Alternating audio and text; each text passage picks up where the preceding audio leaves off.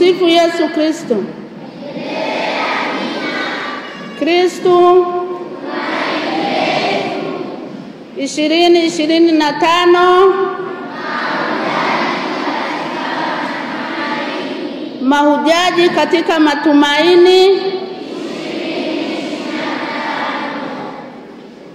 Nadhani mimi sio mgeni, niko nanyi mara nyingi katika kongamano mbalimbali. Basi kwa wengine labda ambao walikuwa hawakuwa kwenye kundi, naitwa Sister Maria Serafina Lohi, mtawa wa shirika la mabinti wa Maria.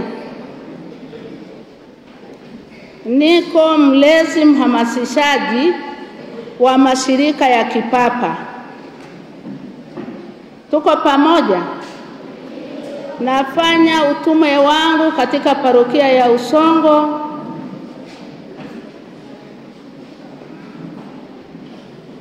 Jimbo Kuu Tabora, huko wilaya ya Igunga. Tunamshukuru Mungu kwa kutujalia nafasi ya hija sisi kama watoto. Ni nafasi nzuri. Mungu ametupatia nafasi kama hii, ni juu ya kila mmoja wetu. Atumie, tumeshamaliza njia ya msalaba, sasa tunaendelea. Tukiangalia katika maisha yetu ya Kikristo, sisi ni shirika la kipapa, na mwaka huu ni mwaka mtakatifu. Mwaka mtakatifu, Jubilei 2025, mahujaji katika matumaini. Mwaka ni mtakatifu. Kuna mashirika 4 ya kipapa, mashirika ambayo mimi nimeyazingatia. Sasa naona shirika lile la 4 mtanisaidia nyinyi. Kuna shirika ya uenezaji Injili, kuna shirika la Mtume Petro, kuna shirika la umoja wa kimisionari. Sasa lile la 4 huwa mimi nalisahau, naomba msaada wenu. Ni shirika gani la 4? Kuna anaweza kunisaidia? Shirika la 4.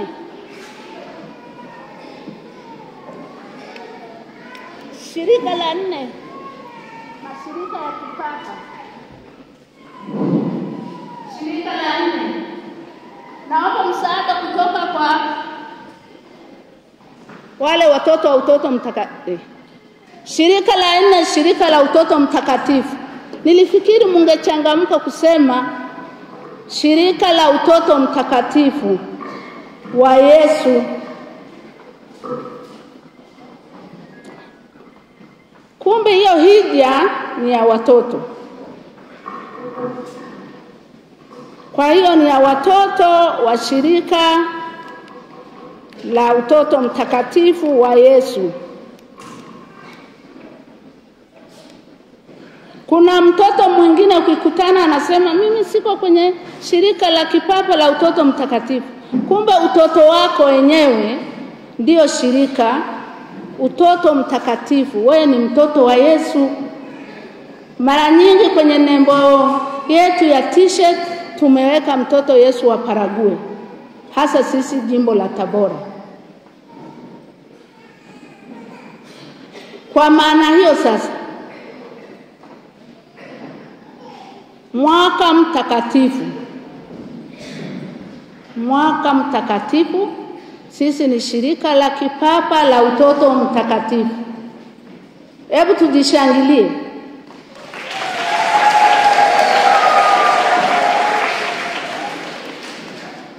Mwaka mtakatifu. Sasa kati yenu watoto, nani ataweza kuniambia kwamba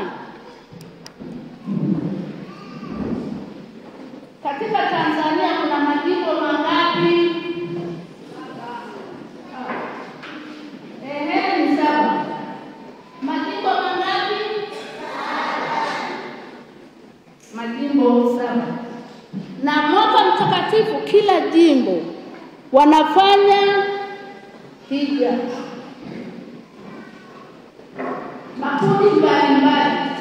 Hata katika jimbo letu la Tabora ni makundi mbalimbali. Sasa nizamu yetu sisi tufanye hija. Na tukiendelea basi hija ni nini?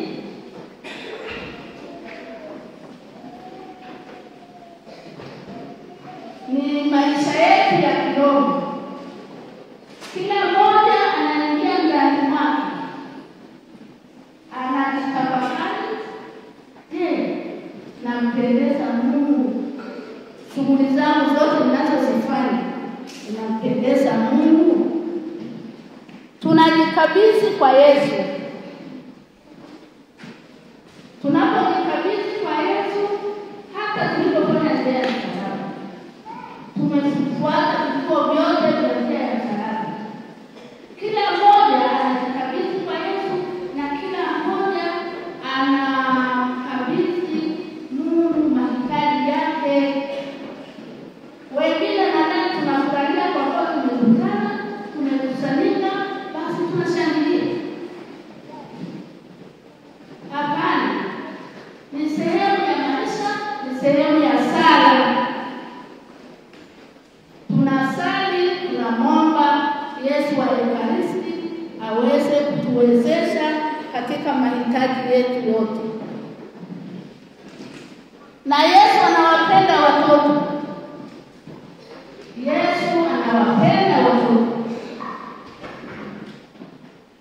Na Yesu anasikiliza maombi yetu, maombi ya watoto. Wewe ukishaomba Yesu hakunini chochote. Hakunini chochote unachoomba. Katika tulipofanya njia ya msalaba, nani ametoa maombi yake kwa Yesu? Aliyetoa maombi yake hapo alikuwa anakanyaga mawe ya Yesu. Nani ametoa maombi yake kwa Yesu? Wanyoshe mkono. Sikuambii ulimwomba nini. Ni nani ametoa maombi yake kwa Yesu? Hakuna mmoja. Yesu simama. Ndio hapo. Wewe nasema mimi nilipokuwa nakumbuka nimetoa maombi yangu kwa Yesu. Mwingine aliyetoa maombi yake kwa Yesu. Nimesema kwamba Yesu anatupenda. Yesu anatupenda, anapokea maombi yetu. Mwingine kuna kule njoo huku. Huwa tunasema kama wampenda Yesu kaa kimya ili utoe maombi. Kule kukaa kimya ili utoe maombi yako kwa Bwana wetu Yesu Kristo.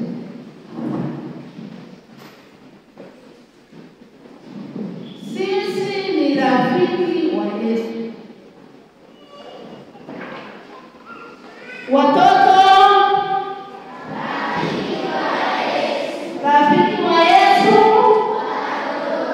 Watoto wengine wanatoa maombi yao. Wengine yuko hapa. Haya ndio.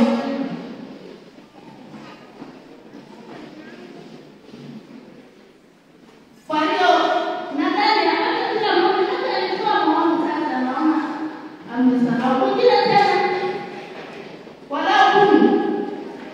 Wale kule nilisema mwisho.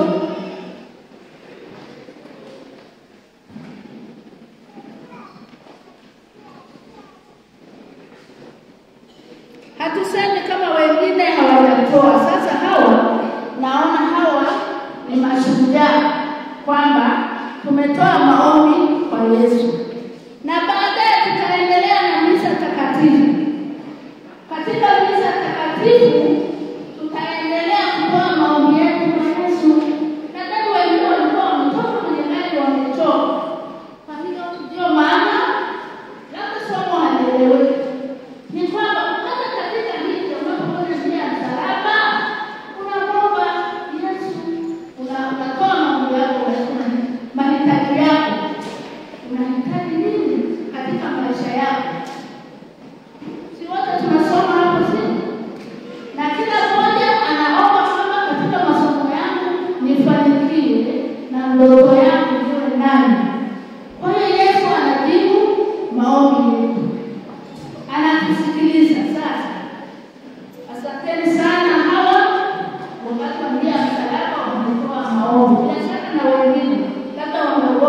walioko mbele.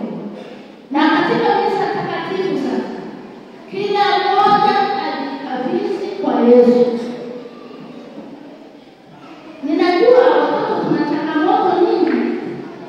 Pengine pale wewe umependa hata kuja hija, basi unakosa fursa ya kuja kwenye hija. Lakini umepata fursa hiyo. Kwa hiyo unasali kwa Mungu na kushukuru kwa kuwa wazazi wangu wameniruhusu. Haya, asante sana Mungu. Shirika la Kipapa la Utoto Mtakatifu, na tuko mwaka mtakatifu. Mimi naunganisha ule utakatifu. Tumepewa jina safi kabisa, jina zuri. Shirika la Kipapa la Utoto Mtakatifu. Wahusika wa kwanza ni watoto. Wahusika wa pili ni wazazi. Wahusika watatu ndio sisi tunakuja walezi. Tunakuja walezi, mapadri wetu, watawa na walezi wengine ambao wanajituma kulilea hili shirika. Shirika la Kipapa la Utoto Mtakatifu, mwaka mtakatifu. Tumshukuru Mungu waliopata nafasi ya hija ya mwaka huu. Mwaka mtakatifu sasa 2025. Mwaka mtakatifu wengine mpaka maana ni baada ya miaka 25. Itakuwa mwaka gani? Wanani wanajua mahesabu? Itakuwa mwaka gani? Ngapi? Hebu ndio useme hapo. Aliye na jibu wake aseme.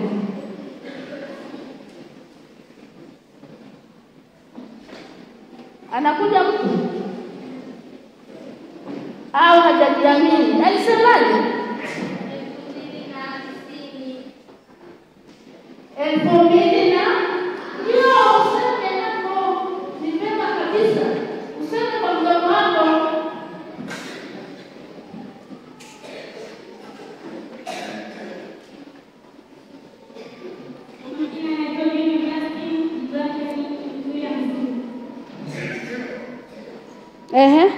Nisema hivi, mwaka mtakatifu mwingine itakuwa mwaka gani?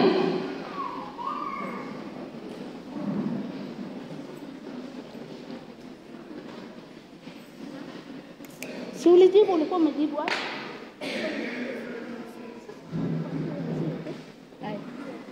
Eti ni mwaka gani? 2000 na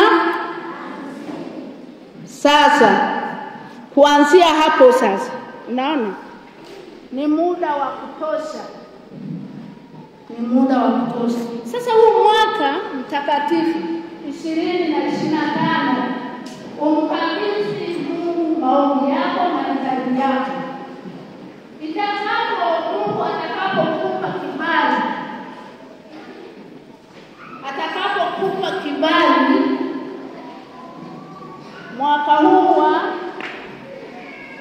2050, unisemaje kila kitu? Kwa hiyo Mungu afanikishe ndoto zako katika masomo yako, katika nia zako njema, ili mwaka huu unapoanza. Na mimi nilienda ile hija ya 2025 nilikuwepo. Mungu akatupa kibali. Kwa hiyo tunamwomba Mungu atusaidie katika mahitaji yetu. Mwingine atasema mimi niko darasa la pili, mwingine atasema niko la kwanza, mwingine atasema la kwanza. Kwa hiyo tuweze mwaka huu ndio mwaka ambao tunaufikisha.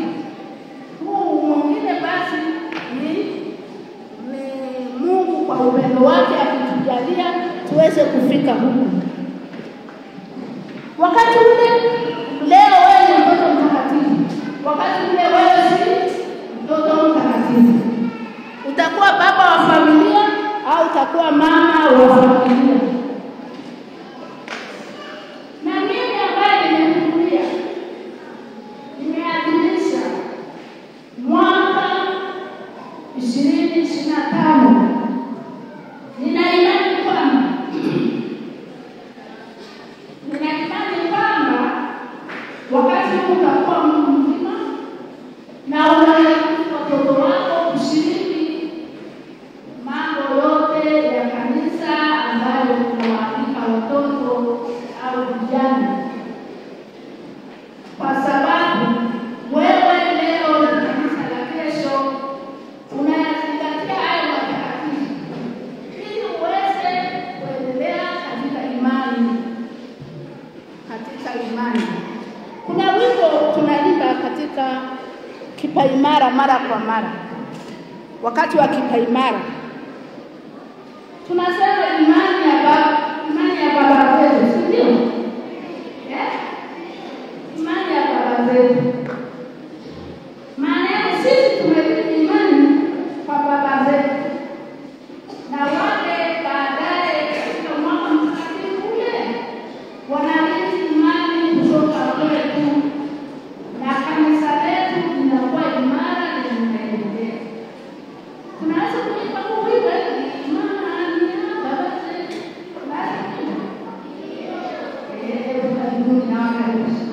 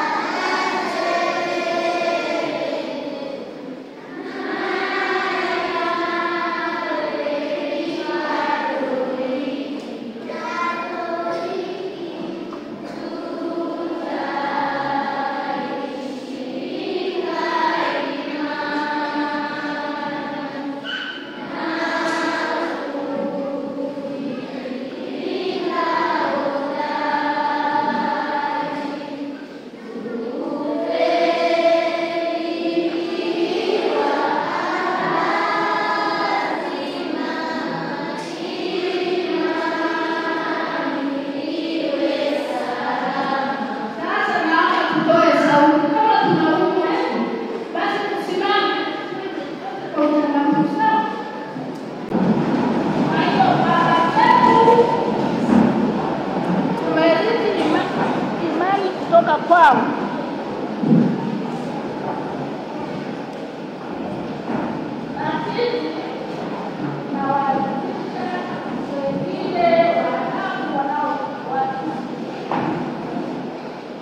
wanaofuata nao wakasema tumerithi imani kutoka kwa baba zetu. Kwa nini kuna shirika la kipapa la watoto mtakatifu?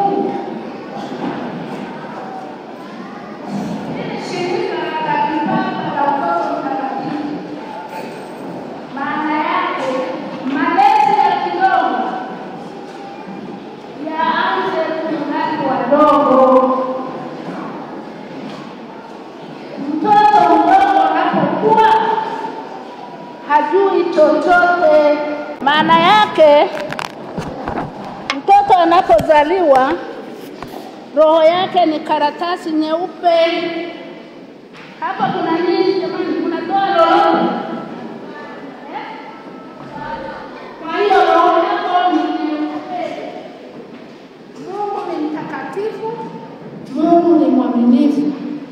Mungu hajaumba chochote kibaya. Tunaanza na shirika letu la kipapa la watoto mtakatifu.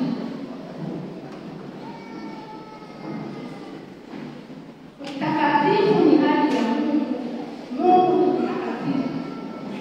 Sasa tunapoanza shirika letu la watoto mtakatifu, maana yake injili wali rohoni mwako.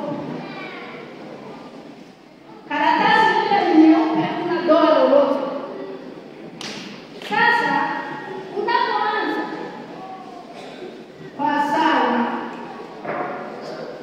unapoanza kumpenda Mungu, unapoanza kumtumikia Mungu, kwa hiyo maana yake Ibilisi na wali rohoni mwako, na ni mambo mema, ni utukufu wa Mungu unaingia ndani ya roho yako, unatangaza utukufu wa Mungu.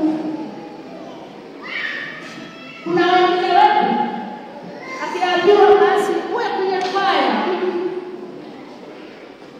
labda usome masomo kanisani, unaona shida. Hata utii pale nyumbani, hayo sasa sio ya Mungu. Mtoto ambaye ni mkorofi wa mzazi wake, mtoto ambaye anafanya mambo ya Mungu, anafanya mambo ya Mungu, mtoto anayemdharau mzazi wake anafanya mambo ya Mungu, hayo sio ya Mungu.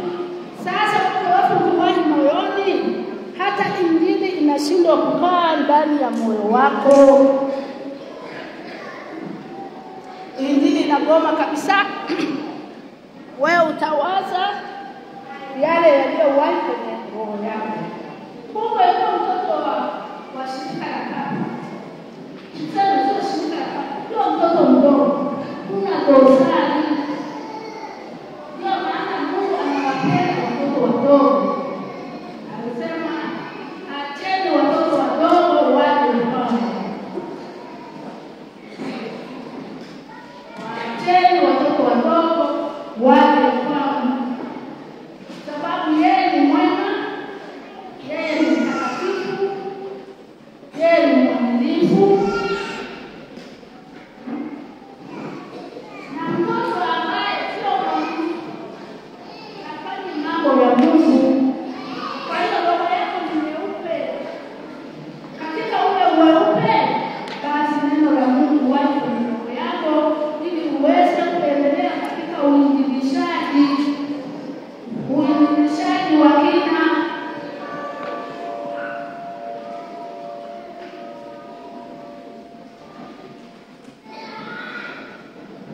Unainjilisha wewe kwa maisha yako, kwa utii wako, kwa furaha yako, kwa kucheza kwako. Sio kucheza vibaya ya kuwapiga watu wengine.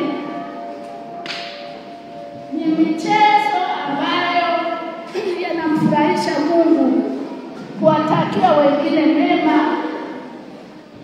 Mara nyingi makosa yetu yanatokana, tunashindwa kuwatii wazazi,